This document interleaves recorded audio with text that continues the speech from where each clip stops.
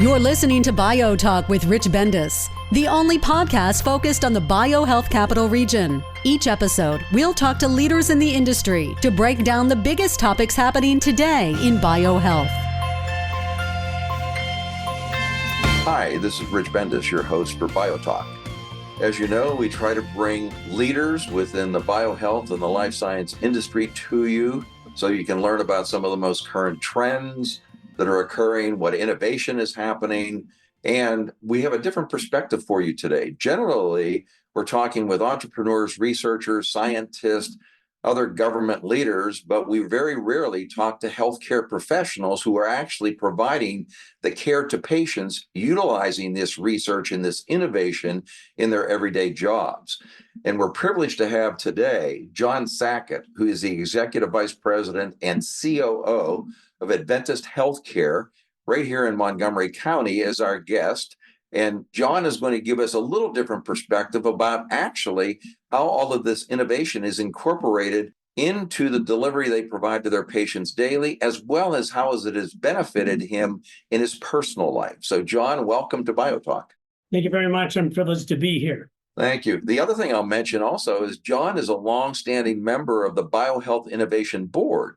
So he has actually had the opportunity to watch how this region has evolved over time. And that's another thing we'll talk about later in this interview today about his perspective on what's going on within the BioHealth Capital Region and all of those things that have implications related to patient care and healthcare delivery. But let's start like we normally do. And I could give an introduction for John from his resume, but I think the best thing to do is for John to give a little self-introduction on his background for the listeners. So John, give us a little background on what you think the listeners would be interested in, how you evolved to where you are today.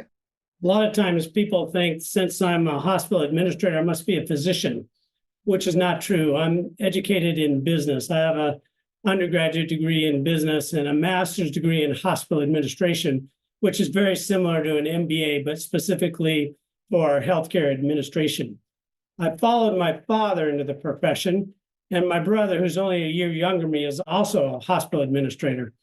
So I've pretty much grown up in hospitals. I've almost done every job imaginable in hospitals, from being the housekeeper to working in personnel and in bill collecting, and you name it. It seems like I've done it. The one that I found most rewarding, however, was I was a nurse's aide.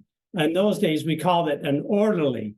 So I was able to experience the bedside firsthand. Now, I didn't think I wanted to be a hospital administrator because my dad was just my hero and he was excellent at it. And I just felt intimidated by that. But as time went on, as I got interested in business, I was also interested in trying to do the best I could to make the world a better place. And I felt that healthcare administration is the location where you could use the best there is in business, but also do it in a way that can really make a big difference in the lives of people in the community. Hospitals are there for people at the beginning of their life and at the end of their life. So you really get to know your community in an intimate way. And I have to say, I've been doing this for 42 years now. Can't believe it. I'm 67, and that's not counting all the years I spent working for my dad in his hospitals. But I've been a hospital administrator for 42 years, and I love my job, Rich. I'm just so fortunate to be doing something I have a passion about. And of course, innovation and the way science changes keeps it fresh. We have to approach how we take care of patients differently, routinely. And so education and discovery are a big part of it. So it's never boring. Well, thank you for your 42 years of service, John. You're welcome. We hope that you have many more decades left, but you can enjoy retirement when you choose to do that. It's me all the time, when you're going to retire. And the problem I have is that this is what I do and what I love. And it's regrettable that you just get old in life, because I don't have one of those things that I want to walk away from necessarily. Well, basically, I haven't said this to the listeners before, but you're 67 and I'm 77. And I guess we both enjoy what we're doing so much that we can't find a way to retire, because we like bringing some services and helping healthcare to people around the world in any way that we can. And Also, Adventist is really a national healthcare provider and also one of the larger healthcare providers in the BioHealth Capital Region. So for the people who don't know anything about Adventist locally or nationally, John, could you give an introduction to the listeners about the Adventist health system? Yes, I'd be glad to. We're sponsored by the Seventh-day Adventist Church. And at the beginning of our church, the church leaders figured out that if you want to have the best spiritual life you can, you need to pay attention to your physical and mental well-being as well. And so that was the genesis of us getting into the healthcare business. And in the perfect world, you wouldn't need hospitals. We would live in the blue zone of life and have a good, healthy lifestyle where we could fulfill the idea of God's created beings in this life. Nevertheless, Adventist Healthcare, the Seventh-day Adventist Church has hospitals all over the world. As a matter of fact, it wasn't long ago, I went to visit one of our hospitals in Sydney, Australia. So it's kind of fun to see how healthcare issues are a lot the same across the world. In our area, where I'm the COO, we have 5 hospitals around the Washington, D.C. area. And we started well over 100 years ago in 1907 as the Washington Sanitarium, back in the days when we took care of people over a long period of time in a sanitarium environment. And then, of course, the scientific method came along and we emerged until now we do a lot of acute care within the spectrum of healthcare delivery, and that's our primary business. So we have 5 acute care hospitals, a rehab hospital, home care agency, and we employ and work with many physicians in their offices.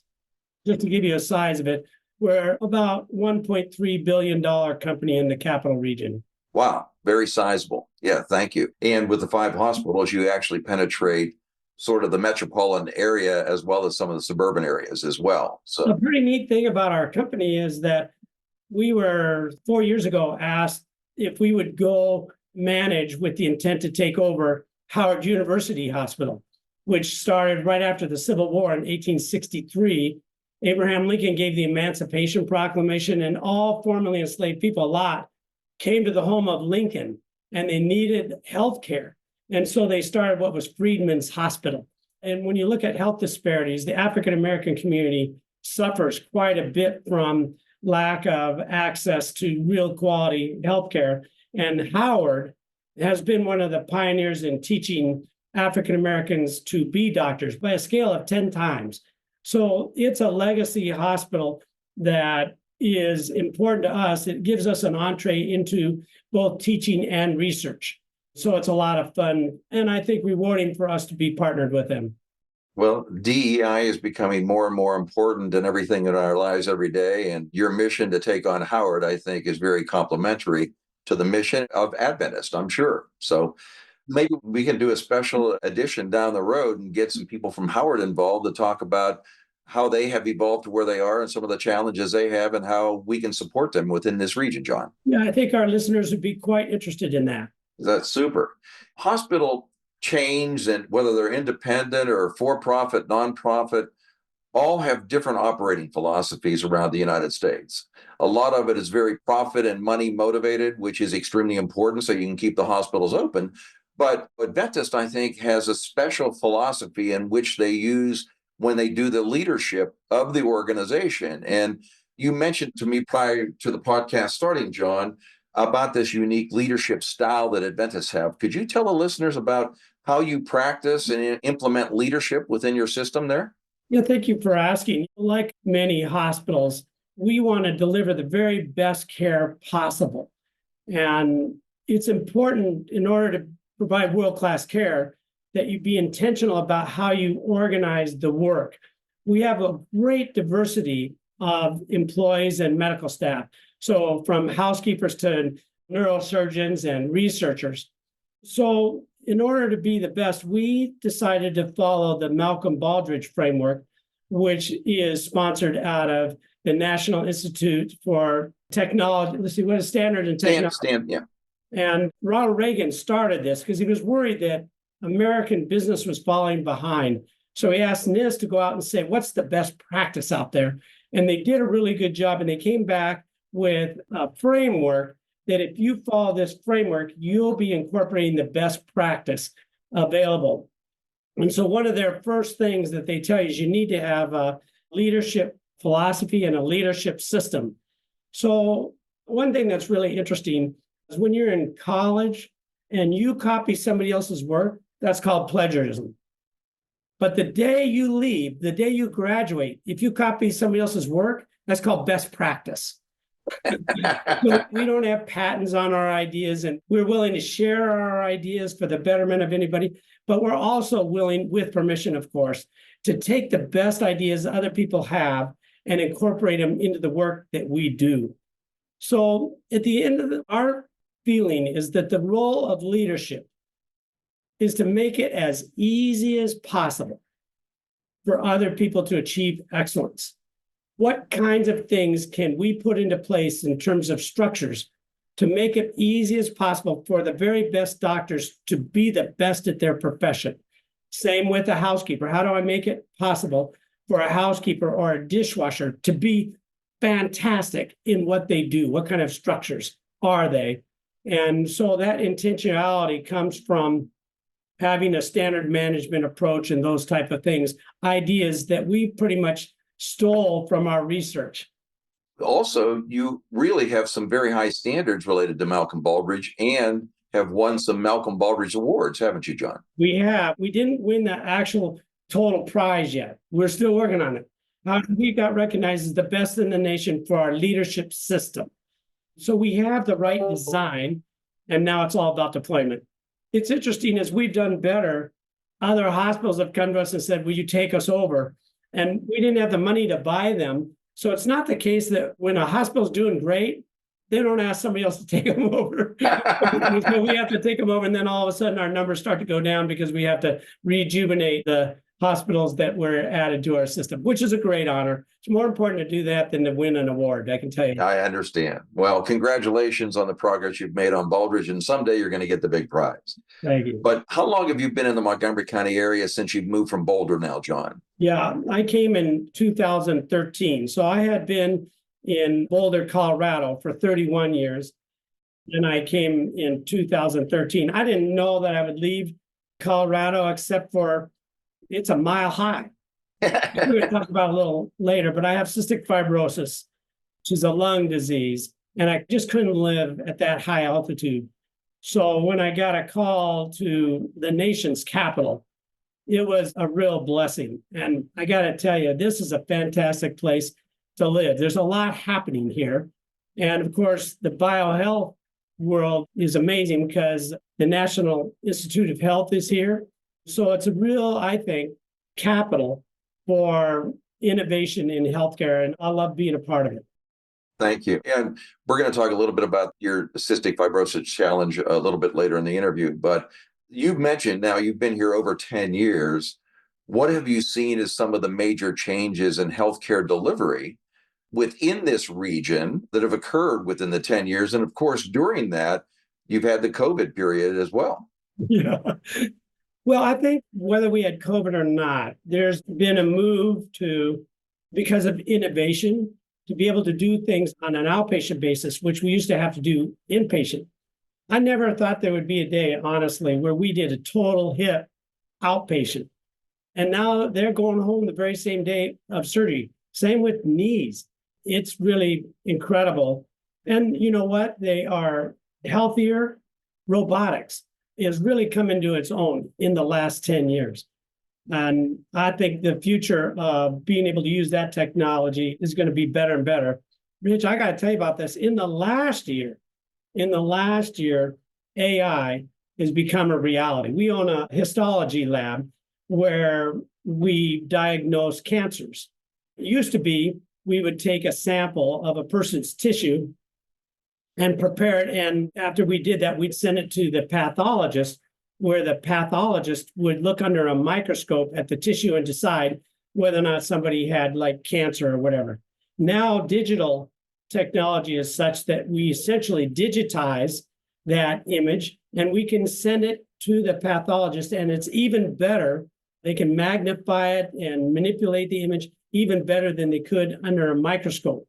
And the cool thing about that is after we take enough pictures and have enough interpretations by pathologists, we begin to get correlations. And that's what AI is considered. So essentially, the computer can make as good or better a diagnosis. It's like saying, do I want to get my diagnosis by one pathologist or 10,000 pathologists? And so we're seeing that in not only pathology, but in imaging, mammography, and those types of things. And so the chances of missing a diagnosis are going down precipitously. And it's fun to actually see that happen. Well, what's interesting is that artificial intelligence is an area that is really mystical to most people. And they're really trying to find ways that you can actually apply it in everyday life. And what you've done is just given us an example of how the healthcare industry is utilizing AI, actually speeds the diagnosis, which means you can accelerate the treatment and hopefully increase the quality of care to the patient. What's really cool about BioHealth Capital Region is we have board members who are experts in this, and we're partners. In healthcare, we don't really have competitors. We really have colleagues. And the University of Maryland in Montgomery County is setting up a big database to enhance the effectiveness of AI. Now, of course, you know that there's danger in AI because if they have a new innovation, AI may not have the history to know that a new therapy is more appropriate than the therapies they've used in the past. So proper use of AI, we're as an industry, and I think as a country, or actually the world, we're going to need to know how to properly use AI and know when the AI is going to give us improper answers. You mentioned we have experts, and we just had a webinar with our board and staff with Jürgen Klink from Deloitte, who is looked upon as one of the national experts on AI around the United States. And you're right. We are very fortunate in this region, when you look at DC, Virginia, and Maryland, to have knowledge experts in almost every scientific or technological area that we would need to potentially implement into the healthcare delivery. So it's a great place to be, John. Absolutely. One other thing about COVID, you and I have talked about this. A lot of companies have gone to hybrid, where employees work remotely and don't come into their offices every day. Healthcare is a little different. When you've got a hospital, you can't have people working remotely other than when they're utilizing some of the mobile apps and technology, which you referenced. But what changes have you seen in healthcare delivery at Adventist post-COVID? What kind of challenges have had and what kind of innovation have you had to implement within the healthcare operations daily based on what's happened with the COVID experience? COVID was a real wake-up call for all of us, and very sobering because we were on the front line as a hospital. Patients would come to us sick, and we didn't have a cure. We didn't have immunization at the time, and we weren't really sure who was living and who was dying, and patients that we thought were healthy were ending up in the ICU. And at first, we put them on ventilators and they died anyway. So our nurses were afraid. And I have to say, in the early days, I just have to tell this story. I had a very compassionate nurses. We did an early test and the testing wasn't well. And it turns out that we thought a patient did not have COVID. And later they tested that they did have it. And one of our employees was exposed and she herself passed away. So it actually makes me emotional to this day. And here you have a caregiver gave up her own life. So protective gear was the most important thing. And then, of course, we had a shortage of protective gear. Nevertheless, we used our leadership system and our standard management approach. And in that approach, we map out, we do process mapping. We call all our work as a process. We actually map it out. We're very intentional about what we did. And we set up a command center whose job it was is to change those processes as new information came out about COVID and how we should approach it. And I just have to say, because of that came right out of Baldrige, that method. Because of that, on average, people who had ventilator care for COVID died 20% of the time over the whole pandemic. At Adventist Healthcare, they died 6% of the time. So I'm pleased, I think, again, being a part of a community where we had people on medical staff who also work at the NIH. We took the latest and put it into, use the best management technique, put it into play, and we're able to save lives. And of course, now COVID's still there, but we know how to treat you. And I'm so glad, by the way, we were right in the community where immunization creativity was happening. And it's disappointing to me that there are some people who don't want to get the vaccine because it really, really does help. I got COVID, even with my CF. And so I was able to get the latest injection to make sure that actually I got an IV in the early days and it diminished the virus and we were able to make it through. But we learned some things. Telemedicine. All of a sudden, the world got comfortable with telemedicine. And we also learned that there's new inventions on wearables and home ways of doing diagnostics that I think are here to stay. For me, for example, I used to have go into a room to do a pulmonary function test with a big computer and all that. And now with my doctor, I just use it's like a nebulizer. It looks like you do for asthma. And you blow into that, and Rich, it's as accurate as that big room used to be. And my doctor can see the results in his office and know exactly how my lungs are doing. So that all happened during COVID. And we're thinking about now, honestly, about including telehealth in the inpatient setting. One of the biggest issues that we have is that patients are concerned. So now, as we start off with Teams and Zoom, those are going to come into the patient room, and doctors and families are going to be able to communicate no matter where they're at in the world. And we think that that will provide much more effective communication about the treatments patients are getting. It's exciting times.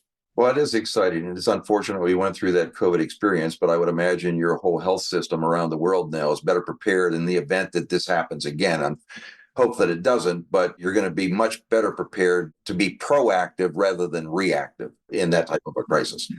So you mentioned a little bit about your cystic fibrosis, and I want to talk a little bit about that. A lot of people don't like to talk about some of the personal health issues and challenges they have, but I know that you've been very open to discuss this with me and others. So let's talk a little bit about your history with this dreaded disease, cystic fibrosis, sort of when you encountered it, and you're 67 years old right now, which is amazing as a living specimen of someone who's actually survived with this dreaded disease. And you talked a little bit about the innovation. So, John, let's talk about your experience with CF and why you're here today. Okay. It's a genetic disease. You're born with it. So both my parents were carriers. They, of course, didn't know it. At that time, there was no way to determine if you were a carrier. And they had 4 children, and it turns out that 2 of us had CF, and I'm the oldest in the family. And the first manifestation was that I couldn't digest my food. So cystic fibrosis, I have delta F508, change in the 508 chromosome, okay? I have the wrong base and the wrong sequence. So it affects every cell in my body so that I don't not only make the right protein, but it doesn't function properly within the cell. So I wasn't thriving. I couldn't digest my mother's milk from the very beginning. So if you were to see me, I wouldn't grow as fast as I should have. And I had malnutrition, even though my parents were trying to feed me as much as possible. And I got to give my mom credit. I went to all kinds of doctors, and they had lots of misdiagnoses, doing their best. I remember one time I was just confined to eating only rice and bananas. But eventually she studied the medical books, and she came across the diagnosis of cystic fibrosis. And so she went to Stanford University in California. We lived in California, and I was 6 years old at the time.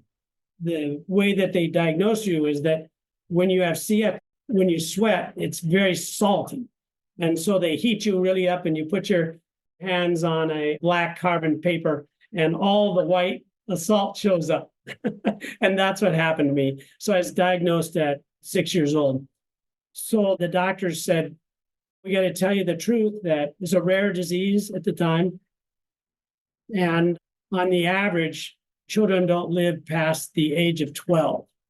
So that's really horrible news.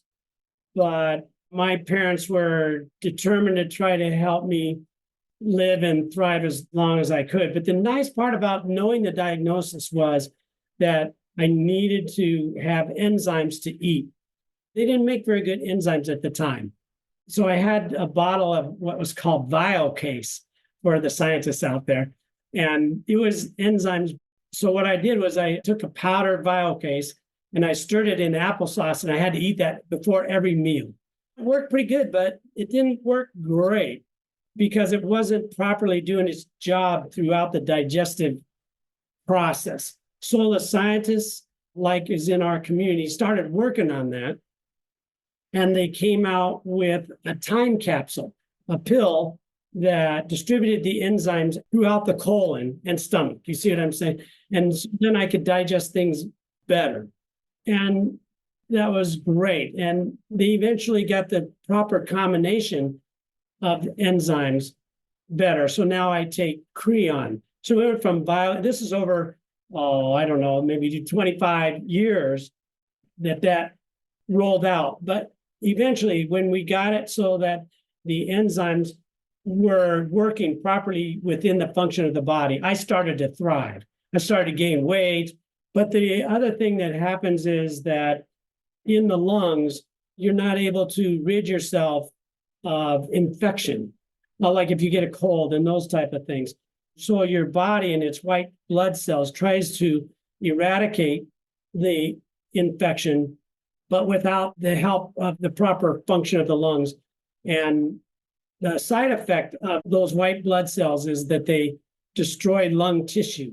So the lungs have alveoli, right? The little air channels that allow you to process oxygen into your bloodstream that you so need. Those alveoli start to collapse on each other, and that makes the infection worse. So it's a progressive disease. So you'd recognize a CF patient because they coughed all the time, like you have a cold. You know what that's like. You got to cough up your mucus, and so you just live with that. And I would have to take antibiotics, and eventually over time you get immune to the antibiotics. They don't work as well. But mostly the goal was to try to keep your lungs as clear as possible. So a lot of people ask me, well, how have you lived so long? And my sister died at 34. So I often, I'm puzzled by that. I would much rather have her live longer than me. But I can say that my philosophy it's worked well for me, is to find the very best doctor in the world I could find, and then do exactly as they say. A lot of patients make the mistake of trying to be a doctor themselves, and they don't listen to their doctor. And so essentially they become doctors themselves without the education. So I did exactly as my doctor said. And fortunately, my dad was a hospital president, and he knew how to get me lined up with the best doctors that we could find. And in Colorado, I went to National Jewish, the #1 pulmonary hospital in the country that came from its beginnings as a TB hospital.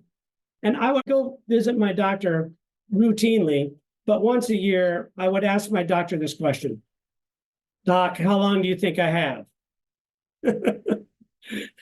And most of the time they say, you know what, I think you have 10 years to live. So every year I have 10 more years to live. Now I have to say that when you realize you only have 10 years to live, you treat life way better. First of all, you love life. And then you realize you don't want to waste any of that. You want to optimize the life you live. And that has made me a much better leader and a hospital administrator, because I've realized every single person on our team and our organization, their life should not be wasted in mediocrity.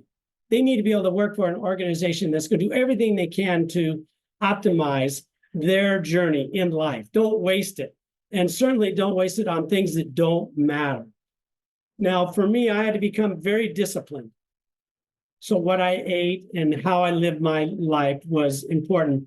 And when my lungs started to be more of a challenge in college, I recognized that I could do better if I forced myself to cough.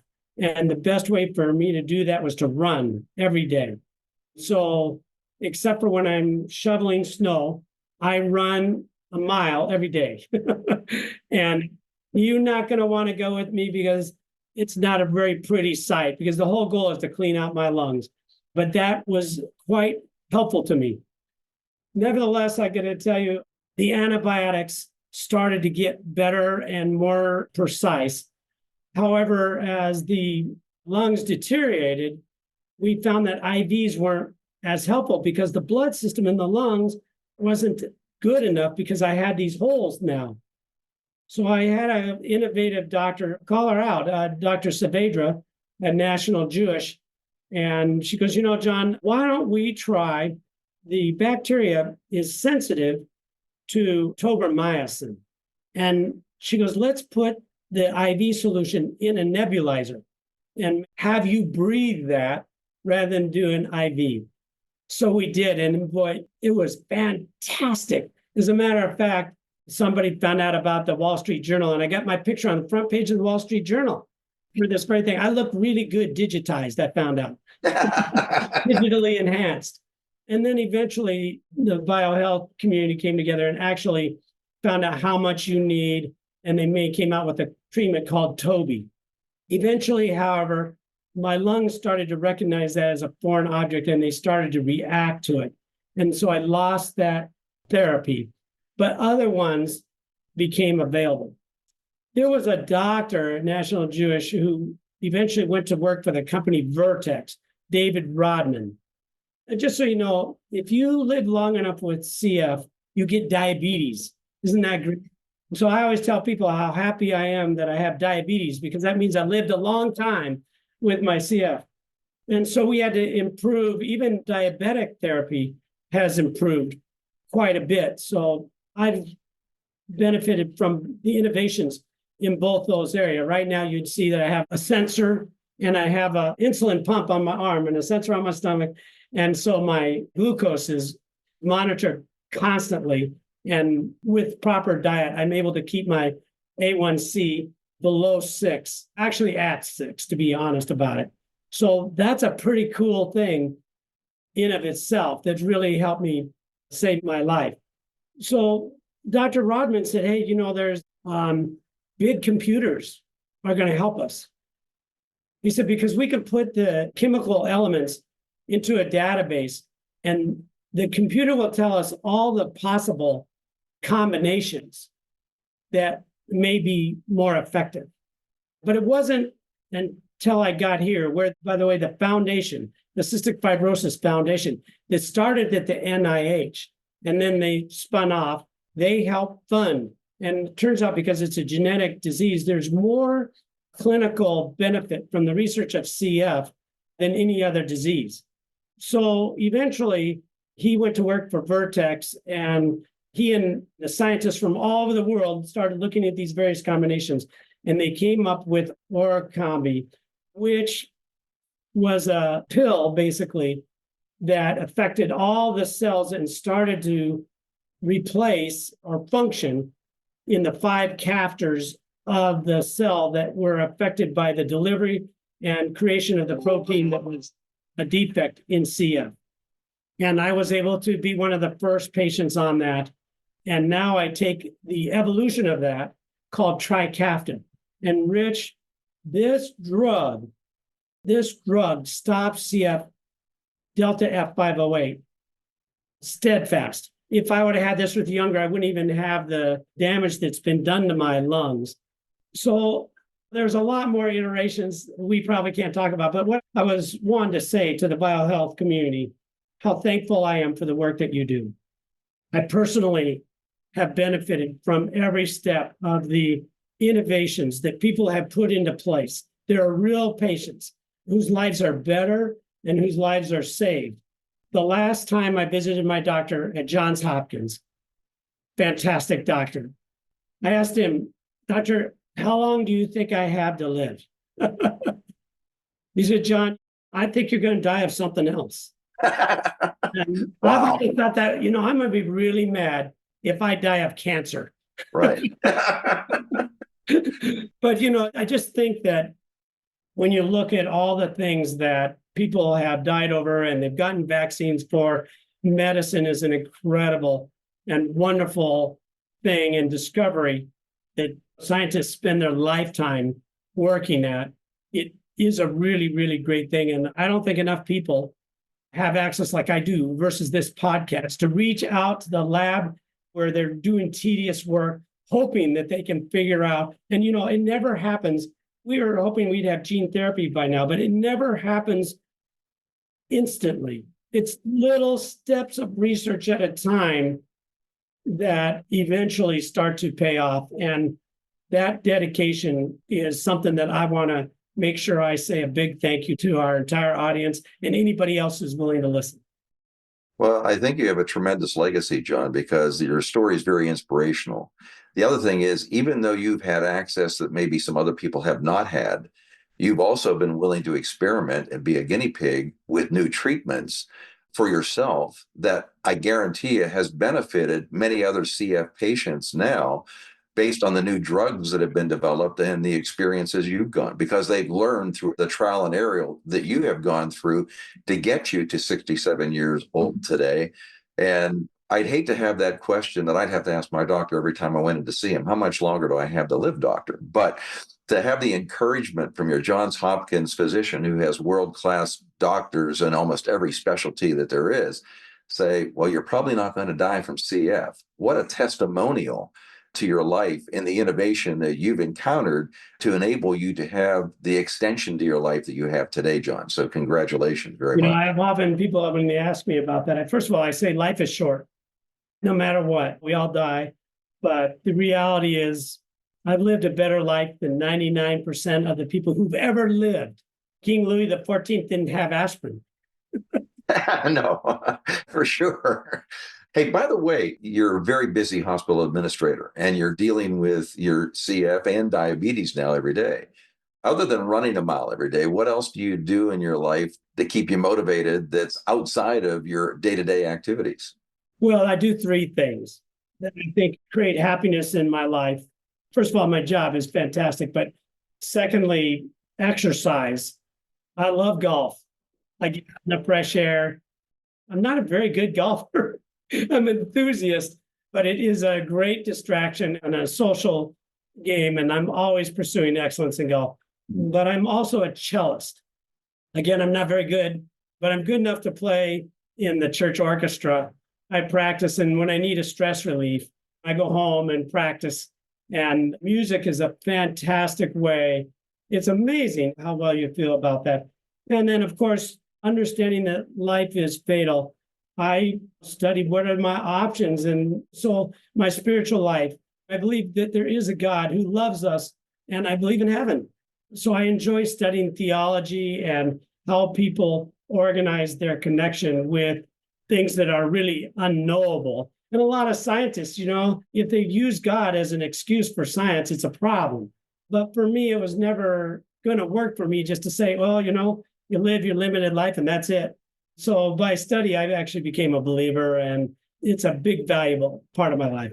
Well, you know what? You really demonstrated a great balance in your life. When you look at what you have to do with every day at work, as well as managing your diseases, the other things that you're talking about, without having a higher being really to look to, that really is the inspiration to keep you going every day. That really has had a major influence, I'm sure, on what has made you be 67 years old and you're going to be 97, dying of some other disease. Yeah. By the way, it wasn't going to work for me just to work more hours. So pretty much I limit my work to no more than 50 hours. And it turns out that no one person's all that important to the world. I think we've all recognized that. You actually do better work if you're modest, even about the number of hours you work, and you go home in time to get good sleep. And then I try to sleep between 7 and 8 hours every day. Every once in a while, I have a stressful job, but every once in a while I have a sleepless night. But most of the time, I've figured out a way to separate my job from my work, and I live healthier and make better decisions as a result. Well, we need to work on the Sackett lessons to live by, John. So, and by the way, for the listeners, we're talking to John Sackett, who's the Executive Vice President and CEO of Adventist Healthcare. And we've been so fortunate to have this opportunity to talk to him. But I'm going to close lastly, you've been in the region now about 11 years, and you are a major contributor to our BioHealth Innovation Board and the BHCR. Talk a little bit about what you've seen of the development of this region in the 11 years you've been here and its evolution to become one of the top 3 biopharma clusters in the United States, John. Scientists have really good ideas, but they don't know how to take that to the market. It's not that easy. You've got to have people who support you. And what I like about BioHealth Capital Region is it's a wholesome community who pooled their money. Other people pooled their money to help people who they may never profit from enter into the business. And it's not just about making money, but it's about how to harvest the best ideas out there and to encourage people when their best ideas don't work, they fail. It doesn't mean that they're a failure. It just means that they're along the step of discovery. And so it's a support group, it's a financial advisor group, it's an encouraging group. And I just think this region, especially in our unique location in the world, the United States is fortunate in that we have a big say in the world, and the capital is a place where the world comes together. It's very diverse. We endorse that diversity, and as a consequence, I think we have huge opportunity to really, really make a difference. And so that's why I'm a member of the board. I'm not a scientist, but I love cheering the scientists on. I get to hear these people who come up with these ideas and then watch them go through nothing to each stage and then eventually become a serious company. It's really fantastic. Well, we've enjoyed having you on the board. The other thing is you're not a scientist, but if you listen to your explanation of your evolution through CF, you basically sound as knowledgeable as any scientist I've ever come in contact with. But you've had to learn that out of necessity, which is amazing, John. So, hey, I want to thank you for everything you've done for BHI and for Adventist and this whole healthcare community that you encounter. And I guarantee the people with CF and now diabetes are all going to be beneficiaries of everything you've encountered in your life and what you're willing to do to give back. So thank you very much. 10 years from now, we're going to do an anniversary podcast with you and talk about the continued progression you've had in your life. And maybe at one of the BHI board meetings, you can get your cello out and be a cellist. Thank you for the invitation. Okay. Thank you, John, for being on BioTalk. You're welcome. Bye-bye. Thanks for listening to BioTalk with Rich Bendis.